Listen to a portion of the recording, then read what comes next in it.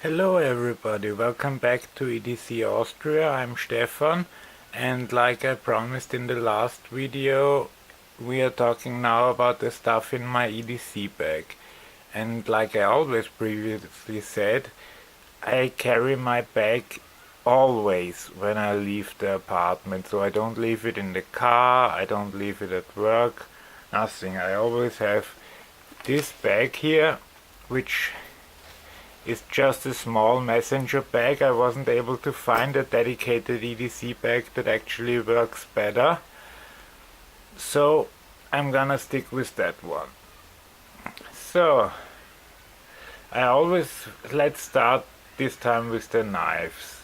I always have a backup knife in my EDC bag, usually ones that deploy fast. So this would be the Zero Tolerance 0566 assisted opening, hinderer design, a flipper with Elmex steel.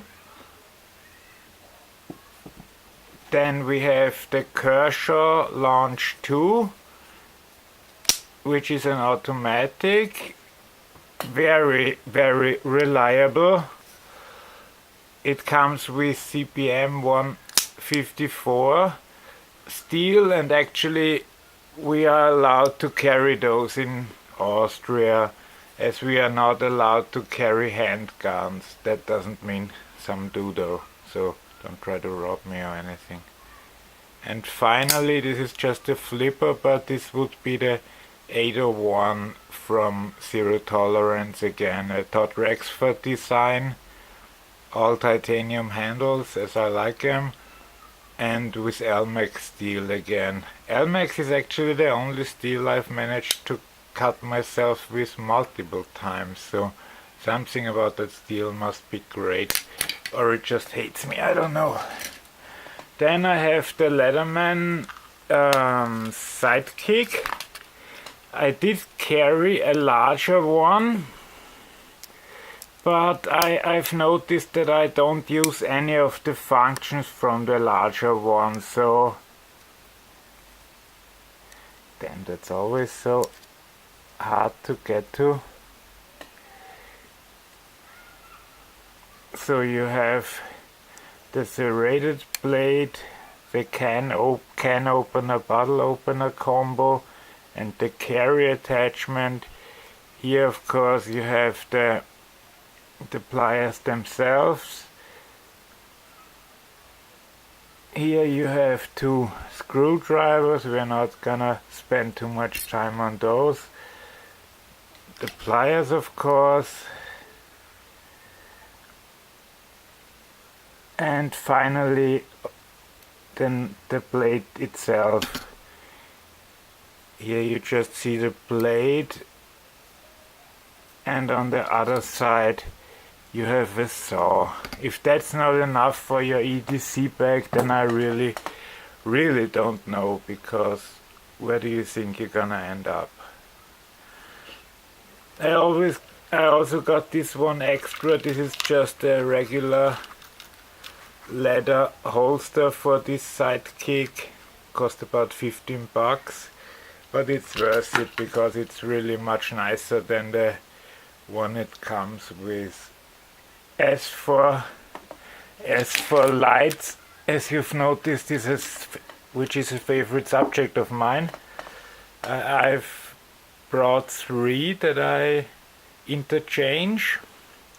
2 of them run with 14500 batteries, which is the size of a AA battery, only it is stronger due to its lithium ion core, but the runtime is a bit shorter. But let's start with the Olight S10, which was my first Olight, which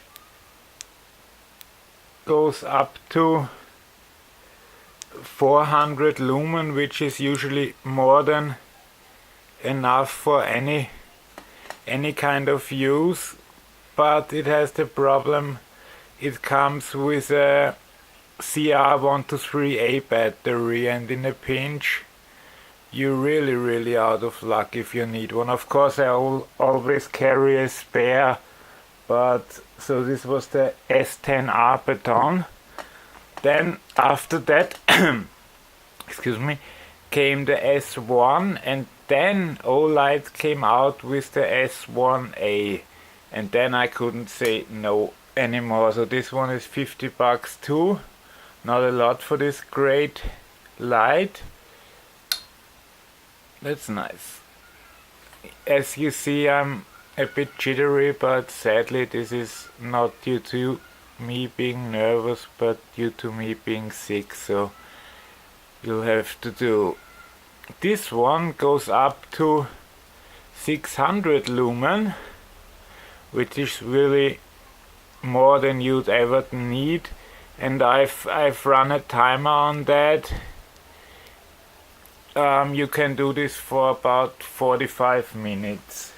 You can leave the S10 baton, on which you might be able to get a deal at some places now, with a rechargeable 123A battery for about 50 minutes. I couldn't test every mode and how long it'll work, but. And finally, this is a security link. Yeah, I know. It's a 17 buck light, but for this price it's very well made. Solid aluminium, goes up to 520 lumen, again with a 14500 battery, but as always you can exchange those with AA's if you need a battery, and AA's you basically get everywhere. Then of course you always need chapstick, and I really got the actual American chapstick, which wasn't that easy actually. So what else is important? Of course, my favorite, another can of pepper spray. Oh, and I didn't mention this in the first video. These are all Walter brand and are pretty strong. I actually tested it a bit on myself. Just a bit, but it was enough for me to know that it works. Then here I have my extra light sources. You saw that I already have a lighter usually in my jeans. Then I have this big mini, and I have this peanut lighter.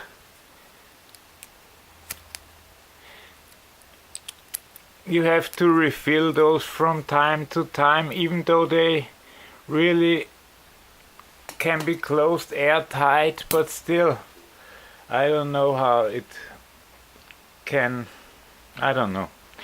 Then this is a nice can. I have Zippo lighter fluid in that, so that I can always refill if I'm in a pinch and really need light, and both my regular lighter and the big mini are out of service. Then I usually carry with me an option to recharge. The white one here, which is actually full. I bought at IKEA. It's a 5000 milliamp battery charger. It's quite slim, but it was actually pretty pricey considering. Yeah, that's what shall I tell about this that you don't already know. Of course, much nicer packed comes the Anchor. This is the smallest power cord they have. This one is 3350 milliamps, which is enough to fill Samsung Galaxy S7 to like 90% if it's nearly empty. So that's good enough. With the other one you can of course fill it to 100 and then you're also pretty much out of luck.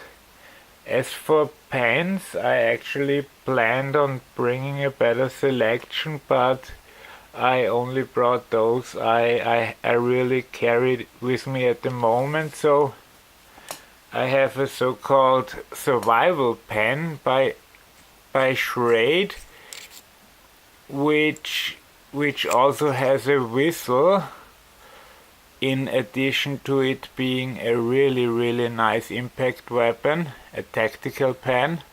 Although I will do a few videos on tactical pens in the future, I've ordered a bunch. This is what I was doing during the videos, because I thought ordering stuff is the best use of my time.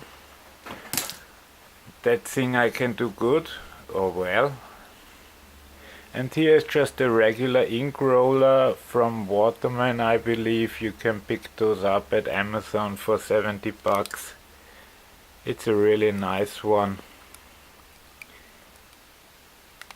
But I'm really into writing instruments, and so I'm willing to spend a little bit. Although with tactical pens I'm only up to like 50 bucks as of yet. I couldn't bring myself to spend 100, 150, 200 yet. Then of course always bring some duct tape, or in this case just a minor roll of tape.